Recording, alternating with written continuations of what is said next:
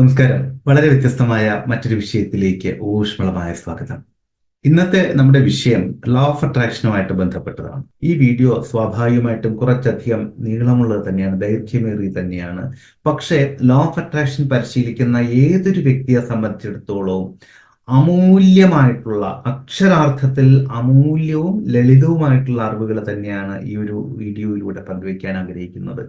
ഒരുപക്ഷെ പലപ്പോഴും ഒരു പെയ്ഡ് ട്രെയിനിങ്ങിൽ പോലും, നിങ്ങൾ പണം കൊടുത്ത് പങ്കെടുക്കുന്ന ഒരു പരിശീലനത്തിൽ പോലും കിട്ടാനിടയില്ലാത്ത അത്രമാത്രം പ്രധാനപ്പെട്ട കാര്യങ്ങൾ തന്നെയാണ് ഈ വീഡിയോയിൽ പങ്കുവയ്ക്കാൻ ആഗ്രഹിക്കുന്നത്. അതുകൊണ്ട് ഒരല്പം പോലും സ്കിപ്പ് ചെയ്യാതെ പൂർണ്ണമായിട്ടും കാണണം. ഞാൻ ആദ്യം തന്നെ നിങ്ങൾക്ക് ഉറപ്പ് തരികയാണ്, ഈ അറിവുകൾ അല്ലെങ്കിൽ ഈ അറിവുകൾ മനസ്സിലാക്കുന്ന മാത്രമല്ല, പ്രാവർത്തികമാക്കുന്നത് അതിഗംഭീരമായിട്ടുള്ള റിസൾട്ടുകൾ, ഇമ്മീഡിയറ്റ് ആയിട്ട് ക്വിക്ക് റിസൾട്ടുകൾ നിങ്ങളുടെ ജീവിതത്തിൽ കൊണ്ടുതരും. അപ്പോൾ നമുക്ക് വീഡിയോയിലേക്ക് കിടക്കാം. അതായത് നമുക്കറിയാം, പണം എന്ന് പറയുന്നത് ഒരു ഊർജമാണ് എന്നുള്ളത്. അതുകൊണ്ട് തന്നെ നമ്മുടെ ഊർജം, അതോടൊപ്പം നമുക്ക് ചുറ്റുമുള്ള ഊർജം, നമുക്ക് ചുറ്റുമുള്ള എന്ന് പറയുമ്പോൾ നമ്മൾ താമസിക്കുന്ന ഇടം, നമ്മുടെ ഓഫീസ്, നമ്മൾ ഇടപെടുന്ന ഇടങ്ങള്, ഇവിടങ്ങളിലെല്ലാം ഉള്ള ഊർജങ്ങള് നമ്മുടെ സാമ്പത്തിക സ്ഥിതിയെ പ്രത്യക്ഷമായിട്ട് തന്നെ സ്വാധീനിക്കുന്നുണ്ട്. പരോക്ഷമായിട്ടല്ല, പ്രത്യക്ഷമായിട്ട് തന്നെ സ്വാധീനിക്കുന്നുണ്ട്. അപ്പോ ഒരു വ്യക്തിയെ സംബന്ധിച്ചിടത്തോളം അദ്ദേഹം ഇടപെടുന്ന ഇടങ്ങളുണ്ട്, പോകുന്ന ഇടങ്ങള്, പെരുമാറുന്ന ഇടങ്ങള്, അങ്ങനെയൊക്കെയുള്ള സ്ഥലങ്ങളിലും സാഹചര്യങ്ങളും ഒക്കെ ഉണ്ട്. അവിടെയൊക്കെ വളരെ വലിയ മാറ്റങ്ങളൊന്നും വരുത്താൻ നമുക്ക് സാധ്യമല്ല. നമുക്ക് സൂക്ഷിക്കാവുന്ന ഒരേ ഒരു കാര്യം, ശ്രദ്ധിക്കാവുന്ന ഒരേ ഒരു കാര്യം എന്ന് പറഞ്ഞാൽ, ചില ഇടങ്ങൾ ഒരു പക്ഷെ ഒഴിവാക്കാൻ നമുക്ക് സാധിച്ചേക്കും, പോകാതിരിക്കാൻ അല്ലെങ്കിൽ അവയിൽ നിന്ന് അകലം പാലിക്കാൻ സാധിച്ചേക്കും. അതല്ലാതെ നമുക്ക് സാധ്യമല്ല. അപ്പോൾ അതുകൊണ്ട് തന്നെ അത്തരം സാഹചര്യങ്ങളിൽ തീർച്ചയായിട്ടും ഈ ഒരു നിലപാടെടുക്കുക. നമുക്ക് തീരെ ഉചിതമല്ലാത്ത അല്ലെങ്കിൽ നമ്മുടെ ഊർജത്തിന് പറ്റാത്ത, പ്രതികൂല ഊർജമുള്ള ഒരിടമാണ് അത് എന്ന് നമുക്ക് മനസ്സിലായി കഴിഞ്ഞാൽ തീർച്ചയായിട്ടും അതാതിടങ്ങളിൽ നിന്നും ഒരു നിശ്ചിത അകലം, സുരക്ഷിതമായിട്ടുള്ള ഒരു അകലം നമുക്ക് പാലിക്കാം. എന്നാൽ നമ്മുടെ വീട്, അതുപോലെ നമ്മുടെ നമ്മുടെ ഓഫീസ് എന്ന് പറഞ്ഞാൽ സ്വന്തമായിട്ടൊരു ഓഫീസ് ഉണ്ടെങ്കിൽ, അല്ലെങ്കിൽ നമ്മുടെ ഓഫീസിൽ നമുക്ക് സ്വന്തമായിട്ട് ഒരു സ്ഥലമുണ്ട് എങ്കിൽ, ഒരു ചെയർ അല്ലെങ്കിൽ ഒരു ക്യാബിൻ ഒക്കെ ഉണ്ട് എങ്കിൽ, അവിടെ തീർച്ചയായിട്ടും നമ്മൾ ശ്രദ്ധിച്ചിരിക്കേണ്ട പ്രധാനപ്പെട്ട ചില സംഗതികളുണ്ട്. അതായത് നമ്മൾ ഏറ്റവും അധികം കൂടുതൽ സമയം ചെലവഴിക്കുന്നത് നമ്മുടെ വീടിലും ഓഫീസിലും ഒക്കെ ആണ്. അപ്പൊ ഇവിടങ്ങളിൽ എന്തെല്ലാം മാറ്റങ്ങൾ വരുത്തണം, എന്തെല്ലാം ശ്രദ്ധിക്കണം എന്നുള്ളത് പറയാം. പ്രധാനമായിട്ടും നമ്മുടെ ഓഫീസിലായാലും വീട്ടിലായാലും നെഗറ്റീവ് എനർജി പ്രദാനം ചെയ്യുന്ന, നെഗറ്റീവ് എനർജി പ്രസരിപ്പിക്കുന്ന ചില സംഗതികളുണ്ട്. അവയെ തീർച്ചയായിട്ടും നമ്മൾ ഒന്ന് മാറ്റിവെക്കേണ്ടതുണ്ട്, അല്ലെങ്കിൽ ഒഴിവാക്കുകയോ അവയിൽ ചില മാറ്റങ്ങൾ വരുത്തേണ്ടതൊക്കെ ഉണ്ട്. അതല്ല എങ്കിൽ നമുക്ക് എത്രയൊക്കെ സമ്പത്ത് ഉണ്ട് എന്ന് പറഞ്ഞാലും, അല്ലെങ്കിൽ എത്രയൊക്കെ വരുമാനം കിട്ടാൻ സാധ്യതയുണ്ട് എന്ന് പറഞ്ഞാലും, ഇതൊന്നും കൃത്യമായിട്ടുള്ള ഒരു ഫലപ്രാപ്തിയിൽ ആയിക്കൊള്ളണമെന്നില്ല, വന്നുകൊള്ളണമെന്നില്ല. ചില ആളുകൾ പറയാറില്ലേ, ധാരാളം പണം വരുന്നുണ്ട്, പക്ഷെ അത് വരുന്നത് പോലെ തന്നെ പോകുന്ന വഴിയും അറിയുന്നില്ല, അല്ലെങ്കിൽ കിട്ടുന്ന പണമെല്ലാം ഡോക്ടർക്ക് കൊടുക്കാനേ വരുന്നുള്ളൂ, ബാങ്കിലടയ്ക്കാനേ വരുന്നുള്ളൂ, തുടങ്ങിയ കാര്യങ്ങളെല്ലാം വ്യക്തികൾ സ്ഥിരമായിട്ട് പറയുന്നതാണ്. പലിശ കൊടുക്കാനേ വരുന്നുള്ളൂ തുടങ്ങിയ കാര്യങ്ങളെല്ലാം വ്യക്തികൾ സ്ഥിരമായിട്ട് പറഞ്ഞു കേൾക്കുന്നതാണ്. അപ്പൊ ഇതിനെല്ലാം ശരിയായിട്ടുള്ള കാരണങ്ങളുണ്ട്.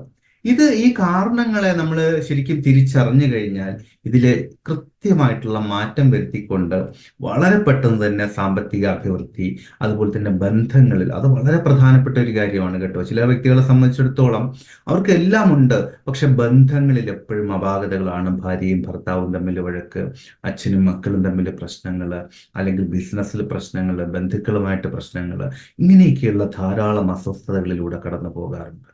ഇതിന്റെ എല്ലാം അടിസ്ഥാന കാരണങ്ങളെ നമ്മൾ ശരിക്കും നിരീക്ഷിച്ചു കഴിഞ്ഞാൽ, അതും ഈ പറയുന്ന വിധത്തില് പ്രതികൂല ഊർജം വിതറുന്ന പല വസ്തുക്കളുടെയും സാമീപ്യം അല്ലെങ്കിൽ സാന്നിധ്യം തന്നെയാണ് എന്ന് നമുക്ക് തിരിച്ചറിയാൻ സാധിക്കും. ഇനി ഞാൻ അത് പൊതുവായിട്ട് എന്തെല്ലാമാണ് എന്നുള്ളത് പറയാം.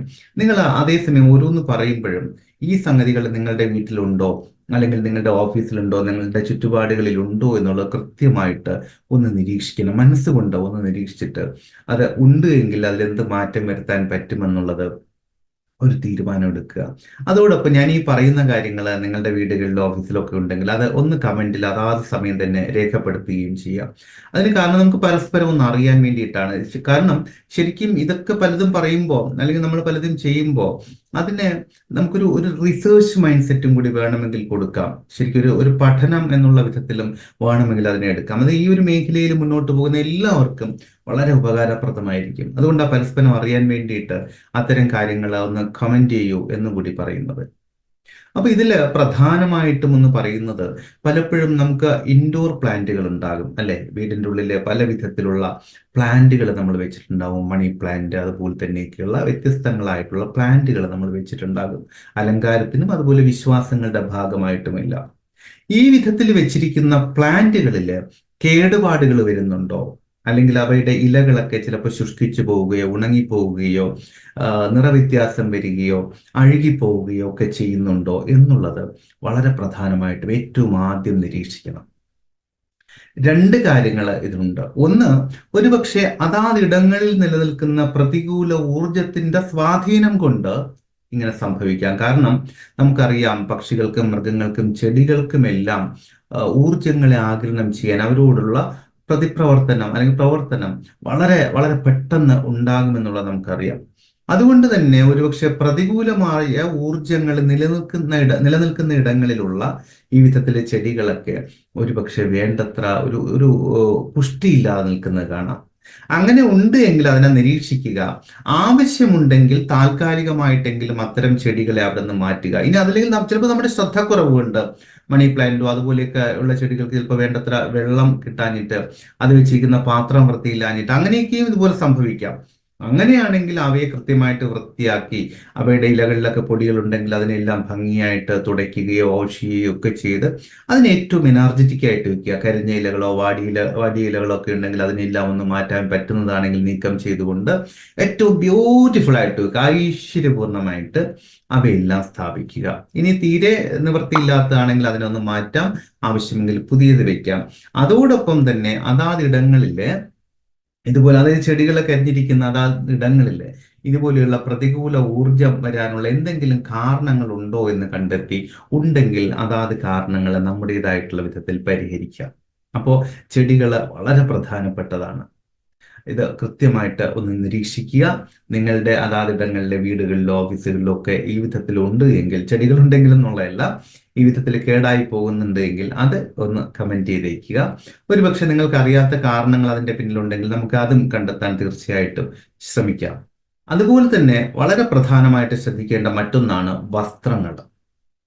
വസ്ത്രങ്ങൾ പലപ്പോഴും ചില കീറിയ വസ്ത്രങ്ങൾ, കേടുപാടുകളുള്ള വസ്ത്രങ്ങൾ ഒക്കെ കൂട്ടിയിട്ടിരിക്കുകയോ അല്ലെങ്കിൽ നമ്മൾ അശ്രദ്ധമായിട്ട് അലക്ഷ്യമായിട്ട് ഉപയോഗിക്കുകയോ ചെയ്യും. ഉപയോഗിക്കുക എന്ന് പറഞ്ഞാൽ ചിലപ്പോൾ വീടുകളിലെങ്കിൽ വീട്ടിൽ നിൽക്കുമ്പോഴെങ്കിലും നമ്മൾ ഉപയോഗിക്കാറുണ്ട്.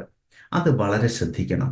വസ്ത്രങ്ങൾ നമ്മൾ ഉപയോഗിക്കുന്ന വസ്ത്രങ്ങളാണെങ്കിൽ അത്യാവശ്യം നമ്മൾ പുറത്തേക്ക് കൃഷിപ്പണികൾ ചെയ്യുമ്പോഴൊക്കെ പക്ഷെ വളരെ വൃത്തിയുള്ള വസ്ത്രങ്ങൾ അല്ലെങ്കിൽ അത്രയും ഗംഭീരമായിട്ടുള്ള വസ്ത്രങ്ങളൊന്നും ധരിക്കാൻ സാധിച്ചുകൊള്ളണമെന്നില്ല. പക്ഷേ അവിടെയും നമ്മുടെ വസ്ത്രങ്ങൾ എത്രമാത്രം മേന്മയാർന്നതാക്കാൻ സാധിക്കുമോ, ഒരല്പം കീറിയതൊക്കെ ആണെങ്കിൽ കഴിയുമെങ്കിൽ അതിനെ ഒന്ന് സ്റ്റിച്ച് ചെയ്ത് വൃത്തിയാക്കി ഇടുക. അതല്ലാതെ ആ കീറിയ വിധത്തിൽ മുഷിഞ്ഞ വിധത്തിലുള്ള വസ്ത്രങ്ങൾ തൽക്കാലം ഒന്ന് മാറ്റി നിർത്തുക. വസ്ത്രങ്ങൾ മാത്രമല്ല, നമ്മുടെ കർട്ടൻസ് പലയിടങ്ങളിൽ ഞാൻ ശ്രദ്ധിച്ചിട്ടുണ്ട്. കർട്ടൻസ് മുഷിഞ്ഞതായിരിക്കുകയോ അതുപോലെ തന്നെ അവ വൃത്തിയില്ലാത്ത വിധത്തിൽ കീറിയിരിക്കുകയോ ഒക്കെ ചെയ്തിരിക്കുന്നത് കണ്ടിട്ടുണ്ട്. അതെല്ലാം വളരെ വളരെ ശ്രദ്ധിക്കണം. അതോടൊപ്പം ശ്രദ്ധിക്കേണ്ട മറ്റൊരു കാര്യമാണ് നമ്മുടെ ബെഡ്ഷീറ്റുകൾ, നമ്മുടെ പില്ലോ കവറുകൾ, അതുപോലെ തന്നെ നമ്മുടെ ബെഡുകൾ. ഇതെല്ലാം തീരെ മുഷിഞ്ഞതോ അല്ലെങ്കിൽ തീരെ വൃത്തിയില്ലാത്തതോ ആണ് എങ്കിൽ, മാറ്റാൻ പറ്റുന്നതാണെങ്കിൽ, നിങ്ങൾക്ക് അങ്ങനെ മാറ്റാൻ പറ്റുന്ന ഒരു സാഹചര്യമാണെങ്കിൽ തീർച്ചയായിട്ടും അതിനെ ഒന്ന് മാറ്റുക. അതല്ലെങ്കിൽ ഏറ്റവും വൃത്തിയാക്കി വെക്കുക. ഒന്ന് കൃത്യമായിട്ട് വാഷ് ചെയ്ത് ഉണക്കി ഭംഗിയാക്കി വെക്കുക. അതിന് കാരണം എന്താണെന്ന് പറഞ്ഞാൽ, നമുക്കറിയാം നമ്മൾ ഇവയുമായിട്ട് വളരെ അടുത്തിടപഴകുന്നതാണ്. വസ്ത്രങ്ങളുമായിട്ടായാലും ബെഡുമായിട്ടായാലും പില്ലുവായിട്ടായാലും ഒക്കെ വളരെ വളരെ വളരെ അടുത്ത് നമ്മൾ ഇടപഴകുന്നതാണ് അല്ലെ. സ്വാഭാവികമായിട്ടും നമ്മുടെ ശരീരവുമായിട്ട് ഏറ്റവും ചേർന്ന് നിൽക്കുന്ന വസ്തുക്കൾ എന്നുള്ള വിധത്തിൽ അവയിലുള്ള ഊർജം തീർച്ചയായിട്ടും നമ്മളിലേക്ക് പ്രവഹിക്കാനുള്ള, അല്ലെങ്കിൽ നമ്മുടെ ഊർജത്തിൽ നമ്മൾ മെഡിറ്റേഷനിലൂടെയും അഫർമേഷനിലൂടെയും ഒക്കെ വളരെ ഗംഭീരമാക്കി വെച്ചിരിക്കുന്ന ആ ഊർജത്തെ ഇല്ലായ്മ ചെയ്യാനുള്ള സാധ്യതകളെല്ലാം ഇവയ്ക്കുണ്ട് അല്ലെ. നമുക്കറിയാം, നമ്മൾ നല്ല കുളിച്ച് ഭംഗിയായിട്ട് നല്ല പെർഫ്യൂം എല്ലാം പൂശി വരുന്ന സമയത്ത് ഒരു വൃത്തിയില്ലാത്ത വസ്ത്രം ധരിക്കുകയാണെങ്കിൽ അതുവരെ ചെയ്തെല്ലാം പോയില്ലേ. അതുപോലെ തന്നെ ഇവിടെയും നമ്മൾ മെഡിറ്റേഷനൊക്കെ ചെന്നാൽ എനർജറ്റിക് ആയിട്ട് വരുന്ന സമയത്ത് ഈ വിധത്തിലുള്ള ബെഡ്, ഈ വിധത്തിലുള്ള പിലോ, ഈ വിധത്തിലുള്ള കേർട്ടൻസ്, ഈ വിധത്തിലുള്ള വസ്ത്രങ്ങള്, മുഷിഞ്ഞ വസ്ത്രങ്ങള്, പൊടി പിടിച്ച വസ്ത്രങ്ങള്, കീറിയ വസ്ത്രങ്ങള്, ഇതെല്ലാം ധരിക്കുമ്പോൾ സ്വാഭാവികമായിട്ട് നമ്മൾ സംഭരിച്ച എനർജി ഇല്ലാതായി പോകും, അല്ലെങ്കിൽ അത് പ്രതികൂല അവസ്ഥയിലേക്ക് പോകും. ഇത് വളരെ പ്രധാനപ്പെട്ട ഒരു കാര്യമാണ്. അപ്പോൾ അതുകൊണ്ട് ഈ വിധത്തിലുള്ള വസ്ത്രങ്ങൾ, അല്ലെങ്കിൽ പിലോസ്, കേർട്ടൻസ്, മേശവിരികൾ, അതൊക്കെ ശ്രദ്ധിക്കണം. മേശവിരികൾ അത് മുഷിഞ്ഞതും അല്ലെങ്കിൽ കീറി വൃത്തികേടായതൊക്കെ ആണെങ്കിൽ ഒന്ന് മാറ്റാൻ പറ്റുന്നതാണെങ്കിൽ മാറ്റുക, അല്ലെങ്കിൽ ഭംഗിയാക്കാൻ പറ്റുന്നതാണെങ്കിൽ തൽക്കാലം അവയെ പരമാവധി ഒന്ന് ഭംഗിയാക്കിയെങ്കിലും വയ്ക്കുക. ഇത് വളരെ പ്രധാനപ്പെട്ടതാണ്. പൊതുവായിട്ട് പലയിടങ്ങളിലും കാണപ്പെടുന്ന ഒരു കാര്യം കൂടിയാണ് ഇത്. ഒന്ന് ശ്രദ്ധിക്കുക. ഇനി മൂന്നാമതായിട്ട് പറയേണ്ടത്, നമ്മൾ പൂർത്തീകരിക്കാത്ത ചില പ്രോജക്ട്സ് ഉണ്ടാവും. പ്രോജക്റ്റുകൾ എന്ന് പറയാൻ നമ്മുടെ ഹോബികളുടെ ഭാഗമായിട്ടൊക്കെയുള്ള ചില സംഗതികൾ. അതായത് ഒരുപക്ഷെ നിങ്ങൾക്ക് വരയ്ക്കുന്ന ഒരു സ്വഭാവം ഉണ്ടെങ്കിൽ പകുതി വരച്ച് പൂർത്തിയാക്കിയ ചിത്രങ്ങൾ, അല്ലെങ്കിൽ പകുതി മാത്രം ചെയ്തിരിക്കുന്ന പെയിന്റിങ്ങുകൾ, പകുതി മാത്രം ചെയ്തിരിക്കുന്ന ക്ലേ മോഡൽസ്, ഇങ്ങനെ നമ്മൾ പൂർത്തീകരിക്കാത്ത നമ്മുടെ പ്രോജക്റ്റുകൾ ഒന്നുകിൽ നിങ്ങളത് പൂർത്തീകരിക്കുക, അതല്ല എങ്കിൽ ഒന്ന് മാറ്റി കളയാൻ ഞാൻ പറയുന്നില്ല, കാരണം പലപ്പോഴും അതൊരു ഇമോഷണൽ ആയിട്ടുള്ള അറ്റാച്ച്മെന്റ് ഉണ്ടാകും. നിങ്ങളത് പൂർത്തീകരിക്കാൻ ഉദ്ദേശിക്കുന്നില്ല എങ്കിൽ, നിങ്ങൾക്ക് അതിനോട് ഇനി താല്പര്യമില്ലെങ്കിൽ ഒഴിവാക്കാൻ പറ്റുന്നത് ഒഴിവാക്കി കളഞ്ഞിരിക്കുക. അതല്ലാതെ പിന്നീടെങ്കിലും പൂർത്തീകരിക്കേണ്ടതുണ്ട് എന്ന് കരുതുന്നത്, അല്ലെങ്കിൽ എന്തെങ്കിലും ഒരു അഭാവം കൊണ്ട്, ചിലപ്പോൾ ഒരു പ്രത്യേക വിധത്തിലുള്ള പെയിന്റിന് വേണ്ടി നമ്മൾ വെയിറ്റ് ചെയ്യുന്നത്, അല്ലെങ്കിൽ ഒരു പുതിയ ആശയത്തിന് വേണ്ടിയിട്ട് വെയിറ്റ് ചെയ്യുന്ന പകുതി വഴിക്കുള്ള പ്രോജക്റ്റുകളൊക്കെ ആണെങ്കിൽ സുരക്ഷിതമായി മറ്റൊരിടത്തേക്ക് മാറ്റിവെക്കുക. നമ്മുടെ അലമാരയ്ക്കുള്ളിലോ നിങ്ങൾക്ക് അതിന് വേണ്ടിയിട്ടുള്ള ഒരിടത്തേക്ക് മാറ്റിവെക്കുക. അതല്ലാതെ അത് ഒരു കാരണവശാലും ഇങ്ങനെ നമ്മൾ എപ്പോഴും കാണുന്ന സ്ഥലങ്ങളിൽ അത് വലിച്ചു വാരിയിടാതിരിക്കുക. ഏറ്റവും ഗംഭീരമായിട്ട് അതിന് അർഹിക്കുന്ന ഒരു റെസ്പെക്റ്റ് കൊടുത്തുകൊണ്ട്, ഒരു ബഹുമാനം കൊടുത്തുകൊണ്ട് അതാതിടങ്ങളിൽ ഗംഭീരമായിട്ട് വെക്കുക. ചിലപ്പോൾ പകുതി വരച്ച പെയിന്റിങ്ങുകളും ചിത്രങ്ങളും മറ്റു സംഗതികളൊക്കെ ആണെങ്കിൽ പിന്നീട് നമ്മൾ നോക്കുമ്പോൾ പൊടിയെല്ലാം പിടിച്ച്, മാറാലെല്ലാം പിടിച്ച് ആകെ വൃത്തികേടായിട്ടിരിക്കും. അപ്പോൾ അതിനുള്ള ഒരു ഇടയുണ്ടാകാത്ത വിധത്തിൽ ഏറ്റവും മാന്യമായിട്ട്, ഏറ്റവും ഗംഭീരമായിട്ട് അതിനുള്ളൊരു ബഹുമാനം, അതിനുള്ളൊരു മൂല്യം കൊടുത്തുകൊണ്ട് അതാതിടങ്ങളിൽ ഗംഭീരമായിട്ട് വെക്കുക. ഇത് വളരെ ശ്രദ്ധിക്കേണ്ട ഒരു കാര്യമാണ്. നിങ്ങളുടേതായ വിധത്തിൽ പകുതി മുറിഞ്ഞ പ്രോജക്റ്റുകൾ അതെന്തുമാകാം. എനിക്ക് പെട്ടെന്ന് മനസ്സിൽ വന്ന ചില ഉദാഹരണങ്ങൾ പറഞ്ഞു എന്നുള്ളതേ ഉള്ളൂ.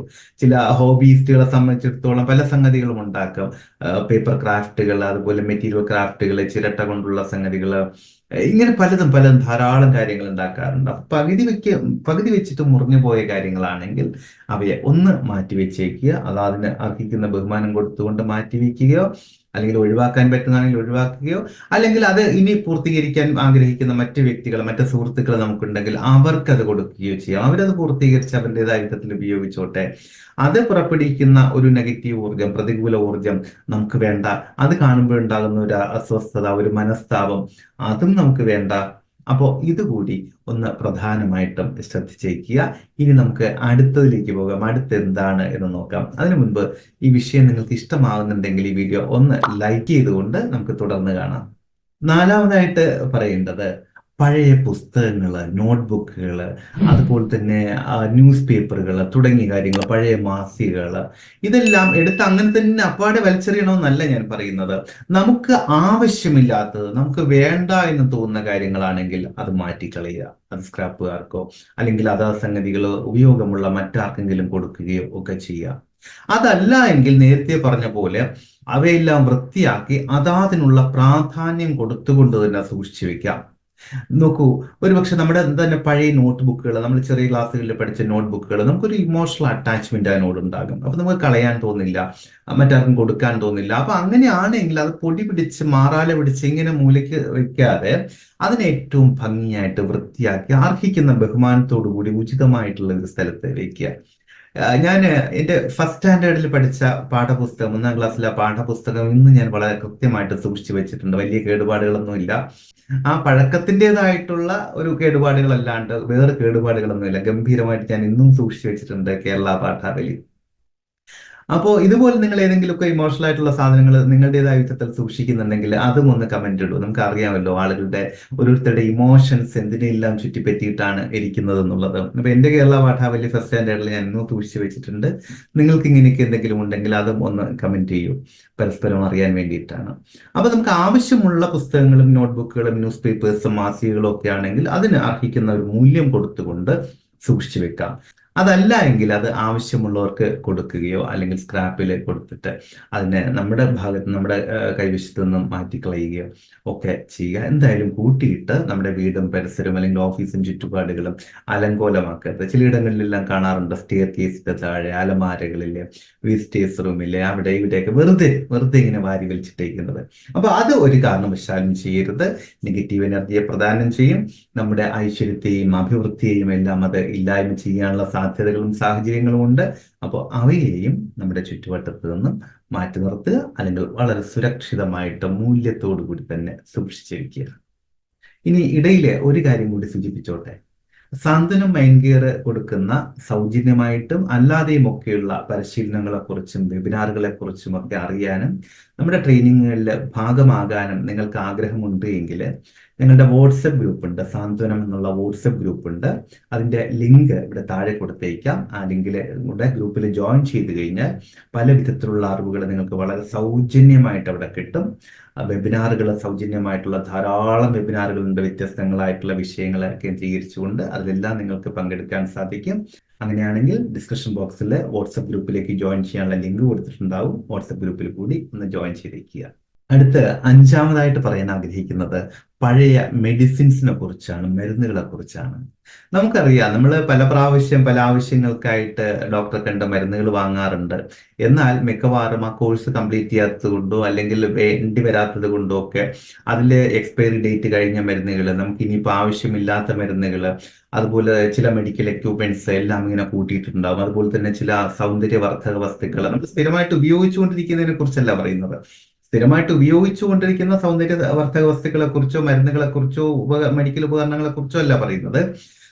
നമുക്ക് ഉപയോഗമില്ലാത്ത, നമുക്ക് ആവശ്യമില്ലാത്ത മരുന്നുകൾ, അല്ലെങ്കിൽ എക്സ്പയറി ഡേറ്റ് കഴിഞ്ഞ മരുന്നുകൾ, എക്സ്പയറി ഡേറ്റ് കഴിഞ്ഞ സൗന്ദര്യവർദ്ധക വസ്തുക്കൾ, എക്യുപ്മെന്റുകൾ, ഇതെല്ലാം കൂട്ടിയിട്ടിരിക്കാതെ, അല്ലെങ്കിൽ നമ്മുടെ മേക്കപ്പ് ബോക്സിന്റെ ഒരു അറ്റത്ത് വെക്കാതെ, മെഡിസിൻ ബോക്സിന്റെ ഒരു അറ്റത്ത് വെക്കാതെ, അല്ലെങ്കിൽ മേശമേലെ ഇങ്ങനെ പരത്തിയിട്ടിരിക്കാതെ, വലിച്ചു വാരിയിട്ടിരിക്കാതെ, മേശയുടെ ഡ്രോയ്ക്കുള്ളിൽ അലമാര തുറക്കുമ്പോഴേക്കും മരുന്നുകളുടെ മണം, മേശ തുറക്കുമ്പോഴേക്കും മരുന്നുകളുടെ മണം, അല്ലെങ്കിൽ മുറിയിലേക്ക് കയറി ചെല്ലുമ്പോഴേക്കും മരുന്നുകളുടെ മണം, വിസിറ്റേഴ്സ് റൂമിൽ എത്തുമ്പോഴേക്കും മരുന്നുകളൊക്കെ ഇങ്ങനെ വാരി വലിച്ചിട്ട് ഡൈനിങ് ടേബിളിന്റെ മുകളിൽ കുറേ മരുന്നുകൾ, ഇത്തരം സംഗതികൾ ഉണ്ടെങ്കിൽ തീർച്ചയായിട്ടും ഉറപ്പായിട്ടും അത് മാറ്റി നിർത്തണം. ഇത് നെഗറ്റീവായിട്ടുള്ള എനർജി നമ്മളിലേക്ക് കൊണ്ടുവരുമെന്നുള്ളത് മാത്രമല്ല, അതിലേക്ക് നമ്മൾ അട്രാക്ട് ചെയ്യുകയും ചെയ്യും. ഒന്ന് ആലോചിച്ച് നോക്ക്, വിഷൻ ബോർഡ് നമ്മൾ എപ്പോഴും കാണുമ്പോൾ സ്വാഭാവികമായിട്ടും അത് നമ്മളിലേക്ക് അട്രാക്ട് ആവും, അത് മാനിഫെസ്റ്റേഷൻ സംഭവിക്കും. അങ്ങനെയാണെങ്കിൽ ഈ മരുന്നുകളെ അനാവശ്യമായിട്ട് നമ്മൾ എപ്പോഴും കണ്ടാൽ എന്തായിരിക്കും സ്ഥിതി?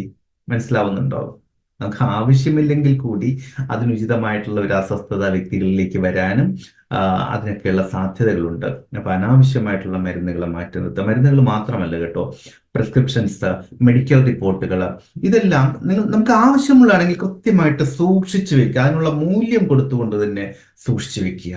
അതല്ല എങ്കിൽ അത് മാറ്റിക്കളയുക. നമുക്ക് ആവശ്യമില്ലാത്തതാണെങ്കിൽ സുരക്ഷിതമായിട്ട് തന്നെ ഉപേക്ഷിച്ച് കളഞ്ഞിരിക്കുക.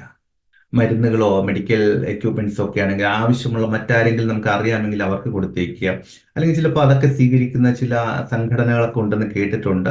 അത്തരം സംഘടനകൾക്ക് അവയെ ഏൽപ്പിക്കുക, വേണ്ടവരിലേക്ക് അവരെത്തിച്ചോളും. അപ്പൊ എന്ത് തന്നെയായാലും നമ്മുടെ ചുറ്റുപാടുകളിൽ ഇവയൊന്നും ഇങ്ങനെ അശ്രദ്ധമായിട്ട് അലക്ഷ്യമായിട്ട് വലിച്ചെറിഞ്ഞേക്കരുത്. അപ്പൊ അടുത്ത പ്രധാനപ്പെട്ട കാര്യത്തിലേക്ക് പോകുന്നതിന് മുൻപ് ലോ ഓഫ് അട്രാക്ഷനുമായിട്ട് ബന്ധപ്പെട്ട അതിഗംഭീരമായ ഒരു ഓൺലൈൻ ട്രെയിനിങ്ങിന്റെ വിശദാംശങ്ങൾ കൂടി ഒന്ന് പങ്കുവെച്ചോട്ടെ. ലോ ഓഫ് അട്രാക്ഷൻ നിങ്ങൾക്ക് വളരെ സമഗ്രവും ആധികാരികവുമായിട്ട് പരിശീലിക്കണമെന്ന് ആഗ്രഹമുണ്ടെങ്കിൽ അതിന് 21 ദിവസം നീണ്ടു നിൽക്കുന്ന ഒരു ഓൺലൈൻ ട്രെയിനിങ് പ്രോഗ്രാം ഉണ്ട്. നിങ്ങൾ എവിടെയായിരുന്നാലും ശരി, നിങ്ങളുടെ സമയത്തിനും സാഹചര്യത്തിനും ഒക്കെ അഭിരുചികൾക്കും ഒക്കെ അനുസരിച്ച് നിങ്ങളുടെ സ്വന്തം ഇഷ്ടപ്രകാരം സൗകര്യപ്രകാരം നിങ്ങൾക്കത് ചെയ്ത് മുന്നോട്ട് പോകാൻ സാധിക്കും. പിന്നെ അതിലുണ്ടാകുന്ന സംശയങ്ങൾ നേരിട്ടോ വാട്സപ്പിലൂടെയോ ഫോണിലൂടെയോ ഒക്കെ ചോദിച്ച് മനസ്സിലാക്കാനുള്ള സാഹചര്യങ്ങളുമുണ്ട്. ഇതിനോടകം ഒരുപാട് പേരുടെ, ഒത്തിരി പേരുടെ ജീവിതത്തിൽ മാറ്റം വരുത്തിയിരിക്കുന്ന ഈ ഒരു പരിശീലനത്തെക്കുറിച്ച് കൂടുതൽ അറിയാൻ ഇവിടെ കാണിച്ചിരിക്കുന്ന 7736298611 എന്നുള്ള ഈ നമ്പറിൽ ഒന്ന് ബന്ധപ്പെടാം. നമുക്കിനി അടുത്ത അറിവിലേക്ക് നീങ്ങാം. ആറാമതായിട്ട് പറയേണ്ടത് വളരെ ഇമോഷണൽ ആയിട്ടുള്ള ഒരു കാര്യമാണ്. അതായത് നമ്മളിലേക്ക് വേദന ഉണ്ടാക്കുന്ന വിധത്തിലുള്ള വേദനാജനകമായ ഓർമ്മകൾ നമ്മളിൽ ഉണർത്തുന്ന വസ്തുക്കൾ ഉണ്ടാകും. അത് ചിലപ്പോൾ ചില സമ്മാനങ്ങളായിരിക്കും, ചിലപ്പോൾ ചില ചിത്രങ്ങളായിരിക്കും, ചില സമയത്ത് ചില ഉപകരണങ്ങളായിരിക്കും. എന്ത് തന്നെയായാലും ശരി, നമ്മളിലേക്ക് വേദനാജനകമായിട്ടുള്ള ഓർമ്മകൾ കൊണ്ടുവരുന്ന ഒന്നും, അത് എന്ത് തന്നെയായാലും ശരി, നിങ്ങൾക്ക് ആ വിധത്തിലുള്ള എന്തെങ്കിലും ഉണ്ടെങ്കിൽ ഒന്ന് കമന്റ് ചെയ്തേക്കുന്നത് അറിയാൻ വേണ്ടിയിട്ടാണ്. നിങ്ങളുടെ വേദന ഉളവാക്കുന്ന എന്തെല്ലാമാണ് നിങ്ങളുടെ അടുത്ത് ഉള്ളത്, അല്ലെങ്കിൽ നിങ്ങളുടെ വീട്ടിൽ നിങ്ങൾ കാണുമ്പോൾ പെട്ടെന്ന് ഉള്ളിൽ എവിടെ ഒരു പെയിൻ ഒരു വേദന ഉണ്ടാക്കുന്ന എന്തെങ്കിലും സംഗതികൾ, ഒരു ചിത്രമായിക്കോട്ടെ, ഒരു കലണ്ടർ ആയിക്കോട്ടെ, അല്ലെങ്കിൽ ഒരു ഡയറി ആയിക്കോട്ടെ, ഒരു ശില്പമായിക്കോട്ടെ, എന്തും എന്തും നിങ്ങളുടെ കയ്യിലുണ്ടെങ്കിൽ അത് കുറിച്ചൊന്ന് എഴുതും അറിയാൻ വേണ്ടിയിട്ടാണ്. ഇനി അങ്ങനെ ഉണ്ടെങ്കിൽ അത് കളയാൻ പറ്റുന്നതാണെങ്കിൽ, നമുക്ക് ഉപേക്ഷിക്കാൻ പറ്റുന്നതാണെങ്കിൽ ഉപേക്ഷിച്ചേക്കുക. ചിലപ്പോ നമുക്ക് വലിച്ചെറിഞ്ഞ് കളയാൻ പറ്റും, സ്ക്രാപ്പിൽ കൊടുക്കാൻ പറ്റും. അതല്ലെങ്കിൽ ചിലപ്പോൾ മറ്റൊരാൾക്ക്, നമുക്കാണത് ഇമോഷണലി നമുക്ക് വേദന ഉണ്ടാക്കുന്നത്, എന്നാൽ നമ്മുടെ മറ്റൊരു സുഹൃത്തിന് ഗംഭീരമായിട്ട് അത് ഉപയോഗിക്കാൻ പറ്റിയേക്കും. അങ്ങനെയാണെങ്കിൽ ആ സുഹൃത്തിന് കൊടുക്കാൻ പറ്റുന്നതാണെങ്കിൽ അത് കൊടുത്തേക്കുക. ഇനി അതുമല്ലെങ്കിൽ അവയെ നേരത്തെ പറഞ്ഞ പോലെ അർഹിക്കുന്ന പ്രാധാന്യം കൊടുത്തുകൊണ്ട് ഏറ്റവും വൃത്തിയാക്കി വെക്കാൻ പറ്റും. നമ്മൾ എപ്പോഴും കാണാത്ത ഒരു സ്ഥലത്ത്, നമ്മൾ എപ്പോഴും കാണുമ്പോഴാണല്ലോ നമുക്ക് വേദന ഉണ്ടാകുന്നത്, ആ ഓർമ്മകൾ ഉണരുന്നത്. അപ്പൊ അങ്ങനെയൊന്നും ഉണ്ടാകാനിടയില്ലാത്ത ഒരു സ്ഥലത്ത് വളരെ സേഫ് ആയിട്ട് വെച്ചേക്കുക. ഒരു അലമാരേന്റെ ഏറ്റവും ഉള്ളില്, അല്ലെങ്കിൽ നമ്മുടെ ഷെൽഫിന്റെ ഏറ്റവും സീക്രട്ട് മീൻസ് ഒരു സേഫ് ആയിട്ടുള്ള ഒരു ഭാഗത്ത് വെക്കുക. നമ്മൾ എപ്പോഴും കാണാനിടയില്ലാത്ത സുരക്ഷിതമായിട്ടുള്ള ഒരിടത്ത് അവയെ മാറ്റി വെച്ചേക്കുക. മയിൽപ്പീലി തുണ്ടുകളൊക്കെ ചില വ്യക്തികളെ സംബന്ധിച്ചിടത്തോളം ഒരുപാട് ഓർമ്മകൾ ഉണർത്തുന്ന ഒരു സംഗതിയാണെന്ന് തോന്നുന്നു, അല്ലെ? ഓർമ്മകൾ നല്ല ഓർമ്മകൾ, സുഖകരമായിട്ടുള്ള ഓർമ്മകളാണെങ്കിൽ ഓക്കെ, അതവിടെ നിന്നോട്ടെ. അതല്ല, വേദനിപ്പിക്കുന്ന ഓർമ്മകളാണെങ്കിൽ, എന്തിനാണ് വേദനിച്ചു വന്നുകൊണ്ട് നടക്കുന്നത്? നമുക്ക് ഒരു മുറിവ് വന്നിട്ട് ആ മുറിവിനെ ഇടയ്ക്കിടയ്ക്ക് ഇങ്ങനെ മാന്തി വേദനിപ്പിക്കുന്ന എന്തിനാണ്? അപ്പോ അത് ആ മുറിവ് ഉണങ്ങിക്കോട്ടെ, കാലം അതിനെ സ്വാഭാവികമായിട്ടും സ്വതസിദ്ധമായിട്ട് അതിനെ ഉണക്കിക്കോളും, അത് വന്നോട്ടെ.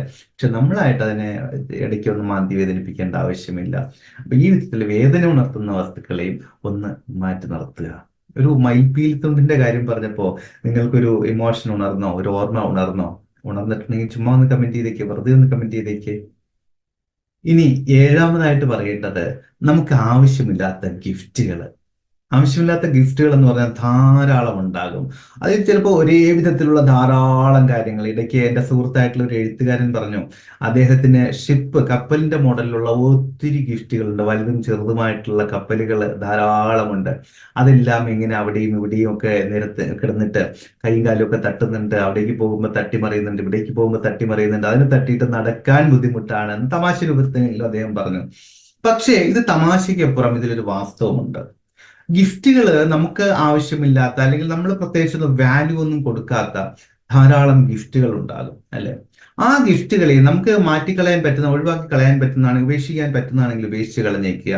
അല്ലെങ്കിൽ നമ്മുടെ സുഹൃത്തുക്കൾക്ക് ആർക്കെങ്കിലും കൊടുക്കാൻ പറ്റുന്നതാണെങ്കിൽ ഗിഫ്റ്റായിട്ട് തന്നെ കൊടുക്കണ്ട. ഗിഫ്റ്റായിട്ട് കൊടുക്കുമ്പോഴാണല്ലോ വിഷമം. ഗിഫ്റ്റായിട്ട് തന്നെ കൊടുക്കണ്ട. ചിലപ്പോൾ അവർക്ക് ഷോക്കേസിൽ വെക്കാൻ ഇതുപോലൊരു ഷിപ്പ് കിട്ടിയാൽ വളരെ നല്ലതായിരിക്കും, അല്ലെ?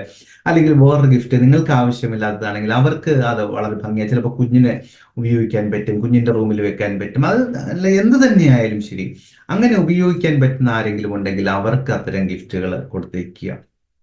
എന്ത് തന്നെയായാലും ഉപേക്ഷിക്കേണ്ടതാണെങ്കിൽ ഉപേക്ഷിക്കുക. അതോടൊപ്പം തന്നെ ഈ മുഷിഞ്ഞ നോട്ടുകൾ, മുഷിഞ്ഞ കോയിൻസ്, അതുപോലെ തന്നെ ഞാൻ പറയാണ്ട് ഈ ഗാഡ്ജറ്റ്സ്. നമ്മളിപ്പോൾ ഒരു ഫോൺ വാങ്ങിയാൽ, നമ്മളെ പഴയ പൊട്ടിയ ഫോണ് ചിലപ്പോൾ അവർ എക്സ്ചേഞ്ച് എടുക്കില്ല. അന്നേരം നമ്മൾ ടേബിളിൽ 2 ദിവസമൊക്കെ നമുക്ക് അതിനോടുള്ള ഇമോഷൻ ഉണ്ടാകും. പിന്നെ പേപ്പർ വെയിറ്റ് ആയിട്ട് ഉപയോഗിച്ച് തുടങ്ങും. പിന്നെ അതും ഉണ്ടാവില്ല, വെറുതെ അങ്ങോട്ടും ഇങ്ങോട്ടൊക്കെ ഉണ്ടാവും. അപ്പോൾ അത്തരം നമ്മുടെ ഫോൺസ്, മറ്റ് ഗാഡ്ജറ്റ്സ്, ചിലപ്പോൾ പഴയ വാക്ക്മാൻസ്, അങ്ങനത്തെ എന്തെങ്കിലും ഉണ്ട്, ഇങ്ങനത്തെ സംഗതികളൊക്കെ ഉണ്ടെങ്കിൽ അതിനെ ഉപേക്ഷിക്കാൻ പറ്റുന്ന ഉപേക്ഷിക്കുക. അല്ല, നമുക്കത് കളയാൻ തോന്നുന്നില്ല, അതിന് എനിക്കൊരു വാല്യൂ ഉണ്ട്, ഞാൻ ആദ്യമായിട്ട് വാങ്ങിയ ഫോണാണ്, അല്ലെങ്കിൽ ആദ്യമായിട്ട് വാങ്ങിയ വാക്ക്മാൻ ആണ്, ആദ്യമായിട്ട് വാങ്ങിയ CD പ്ലെയർ ആണ്. അപ്പൊ അങ്ങനെയാണെങ്കിൽ അത് ഭംഗിയായിട്ട് നിങ്ങൾക്ക് ഏറ്റവും ഉചിതമായിട്ടുള്ള ഒരിടത്ത് വെക്കുക. ഇനി തൽക്കാലം അങ്ങനെ ഒരിടം നമുക്കില്ല, നമ്മുടെ വീട് അല്ലെങ്കിൽ ഫ്ലാറ്റ് സ്ഥലപരിമിതി ഉണ്ട്, എന്നാൽ ഇതുപോലെയുള്ള ഒരു സ്ഥലത്ത് സൂക്ഷിച്ചു വെക്കുക. നമ്മൾ വലിയൊരു വീട്ടിലേക്ക് മാറുമ്പോൾ, നല്ലൊരു ഫ്ലാറ്റിലേക്ക് മാറുമ്പോൾ, മറ്റൊരു താമസ സ്ഥലത്തേക്ക് മാറുമ്പോൾ നമുക്ക് അവിടെ ഇത് ഗംഭീരമായിട്ട് വെക്കാം. അങ്ങനെയാണെങ്കിൽ അത് അതാത് വിധത്തിൽ തന്നെ മൂല്യത്തോടു കൂടി സൂക്ഷിച്ച് ഒന്ന് പാക്ക് ചെയ്ത്, പൊടിയൊന്നും ആകാതെ ഏറ്റവും ഗംഭീരമായിട്ട് വെക്കുക. എന്നെ സംബന്ധിച്ചിടത്തോളം എനിക്ക് മ്യൂസിക് സിസ്റ്റത്തിനോട് ഒരു വല്ലാത്ത അഡിക്ഷൻ ഉണ്ട്, അസാധാരണമായിട്ടുള്ള ഒരു അഡിക്ഷൻ ഉണ്ട്. അതിന് ചില കാരണങ്ങളുണ്ട് കേട്ടോ. അപ്പോൾ പഴയ കുറെ മ്യൂസിക് സിസ്റ്റംസ് ഉണ്ട് എൻ്റെ അടുത്ത്, ഞാൻ ഉപയോഗിക്കുന്നുണ്ട്, അത് ഗംഭീരമായിട്ട് വെച്ചിട്ടുണ്ട്. പക്ഷേ ഉപയോഗിക്കാത്ത മ്യൂസിക് സിസ്റ്റംസ്, എന്നാൽ വിൽക്കാനും ഒരു മടി തോന്നുന്നുണ്ട്, ഉപേക്ഷിക്കാനും വയ്യ, ഇങ്ങനത്തെ കുറെ മ്യൂസിക് സിസ്റ്റംസ് ഉണ്ട്. ഞാൻ ഇപ്പൊ പറയുമ്പോഴാണ്, നിങ്ങളോട് പറയുന്ന സമയത്താണ് ഞാൻ ഇത് ഓർക്കുന്നത്. അതിങ്ങനെ ഷെൽഫിന്റെ ഒരു അറ്റത്ത് വെറുതെ ഇങ്ങനെ കൂട്ടി വെച്ചിട്ടുണ്ട്. അപ്പൊ അതിനെല്ലാം ഇന്ന് തന്നെ പോയിട്ട് ശരിയാക്കി വെക്കണം, അതിൻ്റെതായിട്ടുള്ള വിധത്തിൽ ശരിയാക്കി വെക്കണം എന്ന് വിചാരിക്കുന്നു. എന്തായാലും ആ ഒരു ഓർമ്മ എനിക്കും കിട്ടി. Thank you. ഇതുപോലെ നിങ്ങളുടെ എന്തൊക്കെയാണ് എന്നുള്ളത് ഒന്ന് നോക്കിയിട്ട് തീർച്ചയായിട്ടും അതിന് വേണ്ടത്ര മൂല്യം കൊടുത്ത് അവയെ സംരക്ഷിക്കുകയോ അല്ലെങ്കിൽ ഉപേക്ഷിക്കാൻ പറ്റുന്ന, ഒഴിവാക്കി കളയാൻ പറ്റുന്ന സംഗതികളാണെങ്കിൽ ഒഴിവാക്കുക. സ്ക്രാപ്പിന് കൊടുത്തിട്ട് ഇരിക്കാം, അല്ലെങ്കിൽ ചിലപ്പോൾ ആർക്കെങ്കിലും അത് ഗിഫ്റ്റ് കൊടുക്കാം. ചിലപ്പോൾ ആവശ്യമുള്ള ഗിഫ്റ്റ് എന്ന് പറഞ്ഞാൽ പൊതിഞ്ഞ് പാക്ക് ചെയ്ത് അയാളുടെ ബർത്ത്ഡേക്ക് കൊണ്ട് കൊടുക്കണമെന്നല്ല ഞാൻ പറയുന്നത്. നമ്മുടെ ഒരു സുഹൃത്തിനോട് പറയാം, ഇങ്ങനെ വീട്ടിലൊരു പഴയ വാക്ക്മാൻ ഇരിക്കുന്നുണ്ട്, അല്ലെങ്കിൽ ഒരു പഴയ ഫോൺ ഇരിക്കുന്നുണ്ട്, നിന്റെ മുത്തശ്ശിക്ക് ഒരെണ്ണം വേണമെന്ന് പറഞ്ഞില്ലേ, അല്ലെങ്കിൽ കുഞ്ഞിന് ഒരെണ്ണം വേണമെന്ന് പറഞ്ഞില്ലേ, അല്ലെങ്കിൽ കുഞ്ഞിന് കളിക്കാനൊരു ഫോൺ വേണമെന്ന് പറഞ്ഞില്ലേ. കുഞ്ഞിന് ഫോൺ കളിക്കാൻ കൊടുക്കണോ വേണ്ടോ എന്നുള്ളത് വേറെ കാര്യം കേട്ടോ, അതിലേക്കൊന്നുമല്ല ഞാനിപ്പോ പോകുന്നത്. പറഞ്ഞ കൂട്ടത്തിൽ ഓളത്തിന് പറഞ്ഞു എന്നുള്ളതേ ഉള്ളൂ. ആയാലും ഇനി കുട്ടിക്ക് ഫോൺ കൊടുക്കാമോ എന്നുള്ളതൊന്നും കമന്റ് ചെയ്ത് വിവാദമാക്കണ്ട. നിങ്ങളുടെ അഭിപ്രായം അവിടെ പറയാം കേട്ടോ, അതെല്ലാം വളരെ സന്തോഷമേ ഉള്ളൂ, വളരെ സന്തോഷം. എന്ത് തന്നെയായാലും അപ്പൊ ഇങ്ങനെയൊക്കെയുള്ള ഗാഡ്ജറ്റ്സ്, വേറെയും ഗാഡ്ജറ്റ്സ് പലതും ഉണ്ടാകും. എന്ത് തന്നെയായാലും എന്റെ ഓർമ്മയിൽ പെട്ടെന്ന് വന്നത് ഞാൻ പറഞ്ഞു എന്നുള്ളേ ഉള്ളൂ. അതാത് വ്യക്തികളെ സംബന്ധിച്ചിടത്തോളം ഉപകാരമില്ലാതെ കിടക്കുന്ന, പ്രയോജനരഹിതമായിട്ട് കിടക്കുന്ന, അല്ലെങ്കിൽ അലോസരം ഉണ്ടാക്കുന്ന, അലങ്കോലം ഉണ്ടാക്കുന്ന ഇത്തരം സംഗതികളെയും ഉപേക്ഷിക്കുകയോ അല്ലെങ്കിൽ സുരക്ഷിതമായിട്ട് അതാത് പറ്റുന്ന മൂല്യം കൊടുത്തുകൊണ്ട് തന്നെ സൂക്ഷിച്ചു വെക്കുകയോ ഒക്കെ ചെയ്യാം. പറഞ്ഞ കൂട്ടത്തിൽ ഞാൻ സൂചിപ്പിച്ചിരുന്നു, മുഷിഞ്ഞ കോയിനുകള്, മുഷിഞ്ഞ നോട്ടുകള്. ചിലപ്പോൾ നമുക്ക് അറിയാം, നമ്മുടെ പേഴ്സിൽ തന്നെ ചിലപ്പോൾ കീറിയ നോട്ടുകളൊക്കെ ഉണ്ടാകും അല്ലെ, ബാഗിലുണ്ടാകും, ബാഗിന്റെ ഒരു അറയിലുണ്ടാകും, അല്ലെങ്കിൽ മേശയുടെ ഡ്രോയിൽ ഉണ്ടാകും. ഇതൊക്കെ വളരെ വളരെ നെഗറ്റീവ് എനർജി ഉണ്ടാക്കുന്ന സാധനമാണ്, വളരെ നെഗറ്റീവ് എനർജി ഉണ്ടാക്കുന്ന സാധനമാണ്. അപ്പൊ അതുകൊണ്ട് നമുക്കറിയില്ല, നമ്മളിപ്പോ നല്ല കുളിച്ച് ഫ്രഷായി ഭംഗിയായി ഇങ്ങനെ വന്നിരിക്കുമ്പോൾ നമ്മുടെ അടുത്ത് ഒരു മുഷിഞ്ഞ ആളോ മുഷിഞ്ഞ വസ്ത്രമൊക്കെ ധരിച്ച്, സോറി ഞാൻ പറയുന്ന ആ സെൻസിൽ എടുത്താൽ മതി, ഒരു വ്യക്തി വന്നിരുന്നാൽ നമുക്ക് പെട്ടെന്നൊരു അസ്വസ്ഥത ഉണ്ടാവില്ലേ? അപ്പോ അതുപോലെ തന്നെയാണ് പണം, ഊർജമാണ്. നമ്മളിലേക്ക് വരുന്ന ധനം, നോട്ടുകെട്ടുകള്, കോയിനുകള്, നാണയങ്ങൾ, ഇതെല്ലാം ഊർജം തന്നെയാണ്. അപ്പോ അതാതിനുള്ള ആ ഊർജത്തിന് നിലനിൽക്കാൻ പറ്റിയ വിധത്തിൽ, അല്ലെങ്കിൽ അതിന് വലുതാകാൻ പറ്റിയ വിധത്തിലുള്ള ഊർജം മാത്രമേ അതാതിടങ്ങളിൽ നിലനിൽക്കാവൂ. അതുകൊണ്ട് തന്നെ ഈ മുഷിഞ്ഞ നോട്ടുകള്, മുഷിഞ്ഞ നാണയങ്ങളൊക്കെ ഉണ്ടെങ്കിൽ അതിനെങ്ങനെയാണോ കൃത്യമായിട്ട് പരിപാലിക്കാൻ നിങ്ങൾ ഉദ്ദേശിക്കുന്നത് ആ വിധത്തിൽ കൃത്യമായിട്ട് പരിപാലിക്കുക. ബാങ്കിലേക്ക് കൊടുത്ത് മാറാൻ പറ്റുന്നതാണെങ്കിൽ അങ്ങനെ, അല്ല കൃത്യമായിട്ടൊരു ഒരു ബോട്ടിലാക്കി ഒന്ന് മാറ്റി ഒരു ഭാഗത്തേക്ക് വെക്കാൻ പറ്റുന്നതാണെങ്കിൽ അങ്ങനെ, എന്താണോ അത് നിങ്ങൾക്ക് തീരുമാനിക്കാം. നിങ്ങൾ തീരുമാനിച്ചുകൊണ്ട് ആ വിധത്തിൽ അവയെ സംരക്ഷിക്കുകയോ മറ്റൊരു വിധത്തിൽ പ്രോസസ്സ് ചെയ്യുകയോ ഒക്കെ ചെയ്യാം. എട്ടാമത് സൂചിപ്പിക്കേണ്ടത് വളരെ പ്രധാനപ്പെട്ടതാണ്. മാത്രമല്ല, ലോ ഓഫ് അട്രാക്ഷന്റെ കാര്യത്തിൽ അല്ലാതെ തന്നെ പൊതുവിൽ പൗരാണികർ പറഞ്ഞു കേൾക്കാറുണ്ട്. ഇത്രയേ ഉള്ളൂ, പൊട്ടിയ ഗ്ലാസ്സുകള്, പൊട്ടിയ പാത്രങ്ങള്, ഇവയെ നിർബന്ധമായിട്ട് മാറ്റണം. പൊട്ടിയ ഗ്ലാസ്സുകൾ എന്ന് പറയുമ്പോൾ നമ്മൾ സാധാരണ വെള്ളം കുടിക്കുന്ന ഗ്ലാസ്സുകൾ മാത്രമല്ല, ചിലപ്പോൾ നമ്മുടെ ടേബിളിൽ ഒരു ഗ്ലാസ് പൊട്ടിയതായിരിക്കും, ടേബിളിന്റെ മുകളിലെല്ലാം ഗ്ലാസ് ചിലപ്പോൾ ഉപയോഗിക്കാറുണ്ട്. അല്ലെങ്കിൽ നമ്മൾ തൂക്കിയിട്ടിരിക്കുന്ന ഒരു ഫോട്ടോയിലെ ഗ്ലാസ് പൊട്ടിയതായിരിക്കും, അല്ലെങ്കിൽ ഒരു വിൻഡോയിലെ ഗ്ലാസ് പൊട്ടിയതായിരിക്കാം. അപ്പോൾ ഈ വിധത്തിൽ പൊട്ടിയ ഗ്ലാസ്സുകൾ, അതുപോലെ ചിലപ്പോൾ ചില ഫാൻസി ലൈറ്റുകളിൽ പൊട്ടിയ ഭാഗങ്ങൾ ഉണ്ടാകും.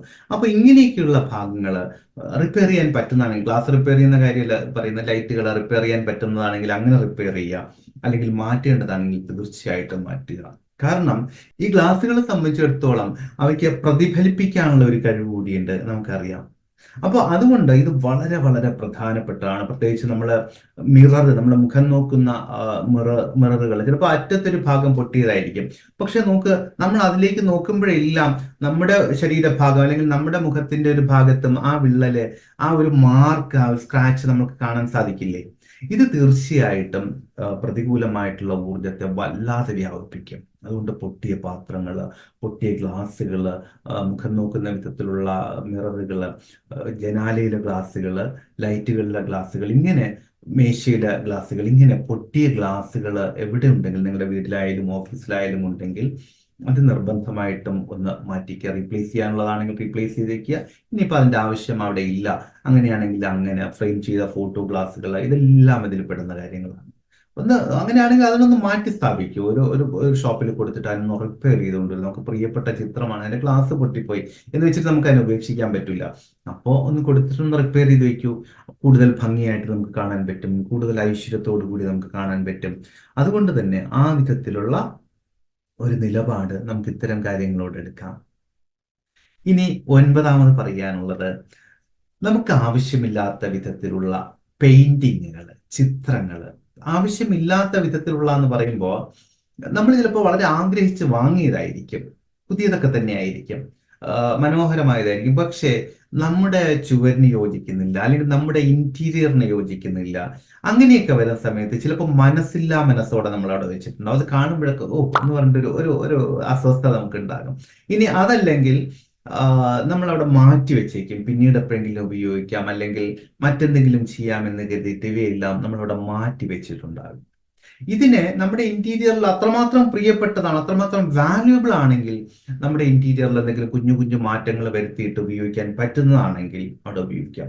ഇനി അതല്ല, നമ്മളിപ്പോൾ ബെഡ്റൂമിന് വേണ്ടി വാങ്ങിയതായിരിക്കും, പക്ഷെ ബെഡ്റൂമിന്റെ ഇന്റീരിയറിന് പറ്റുന്നില്ല, എന്നാൽ മറ്റൊരിടത്ത് അത് ഉപയോഗിക്കാൻ പറ്റുന്നില്ല, അല്ലെങ്കിൽ മറ്റൊരു ബെഡ്റൂമിൽ, മറ്റൊരു റൂമിൽ, മറ്റൊരു ഏരിയയിൽ അത് ഉപയോഗിക്കാൻ പറ്റുന്നതാണെങ്കിൽ ആ ഏരിയകളിൽ നമുക്കത് ഉപയോഗപ്പെടുത്താം. അല്ലെങ്കിൽ നേരത്തെ പറഞ്ഞതുപോലെ പിന്നീട് നമ്മളിപ്പോൾ ഒരു ഫ്ലാറ്റിലാണ് അല്ലെങ്കിൽ റെന്റൽ ഹൗസിലാണ് താമസിക്കുന്നത്, അങ്ങനെയാണെങ്കിൽ പിന്നീട് നമുക്ക് അടുത്തൊരിടത്തേക്ക് പോകുമ്പോൾ ചിലപ്പോൾ ഇത് മാച്ച് ആവും, അവിടത്തേക്ക് സ്യൂട്ടബിൾ ആവുമെന്ന് തോന്നുകയാണെങ്കിൽ നമുക്കിതിനെ ഭംഗിയായിട്ടൊന്ന് പാക്ക് ചെയ്യാം. അതിൽ കൂടുതൽ അഴുക്കും പൊടിയൊന്നും വരാത്ത വിധത്തിൽ ഭംഗിയായിട്ട് പാക്ക് ചെയ്ത് സൂക്ഷിച്ചൊരു സ്ഥലത്ത് വയ്ക്കാം. നേരത്തെ പറഞ്ഞ പോലെ അതിനർഹിക്കുന്ന ഒരു മൂല്യം നമുക്ക് കൊടുക്കാം. ഇനി ഇതിനൊന്നിനും പറ്റില്ല, അങ്ങനെയാണെങ്കിൽ നമ്മുടെ സുഹൃത്തിന് അത് ഗിഫ്റ്റ് കൊടുക്കാൻ പറ്റുന്നതാണെങ്കിൽ ഗിഫ്റ്റ് കൊടുക്കാം. ഇനി എക്സ്ചേഞ്ച് ചെയ്യാൻ പറ്റുന്നതാണെങ്കിൽ എക്സ്ചേഞ്ച് ചെയ്യാം. അങ്ങനെ എന്താണോ മാർഗം അത് നോക്കാം. കാരണം ഇവിടെ എന്താ സംഭവിക്കുന്നതെന്നറിയോ, ഈ ചിത്രങ്ങളുടെയൊക്കെ കാര്യത്തില് വാസ്തവത്തിൽ ഇതെല്ലാം എനർജികൾ ഇങ്ങനെ പ്രൊഡ്യൂസ് ചെയ്തുകൊണ്ടേയിരിക്കും. മനസ്സിലായോ? അതിനനുസരിച്ചുള്ള എനർജികൾ പ്രൊഡ്യൂസ് ചെയ്തുകൊണ്ടേയിരിക്കും. പക്ഷെ അവിടുന്ന് വരുന്ന എനർജി പോസിറ്റീവ് ആണെങ്കിൽ പോലും നമ്മളത് ആഗ്രഹിക്കുന്നില്ല. നമുക്ക് അത് വരുന്ന സമയത്ത് ഒരു അസ്വസ്ഥത തോന്നുന്നുണ്ടെങ്കിൽ സ്വാഭാവികമായിട്ടും അവിടെ ഒരു വിമുഖത ഉണ്ടാകും, അല്ലെങ്കിൽ ഒരു റിപ്പൽഷൻ പരസ്പരം ഉണ്ടാകും, അല്ലെ? ഒരു വാദപ്രതിവാദം മാതിരി. അതിന് പെട്ടെന്നൊരു വാക്ക് എനിക്ക് കിട്ടുന്നില്ല, നിങ്ങൾക്കൊരു വാക്ക് കിട്ടുകയാണെങ്കിൽ ഒന്ന് കമന്റ് ചെയ്തേക്കണേ, അടുത്ത വീഡിയോയിൽ ഭംഗിയായിട്ട് ഉപയോഗിക്കാമല്ലോ. അപ്പോ ഈ വിധത്തിലുള്ള ഒരു ഒരു ഒരു ഒരു സംഘർഷം അവിടെ സംഭവിക്കാനുള്ള സാധ്യതയുണ്ട്.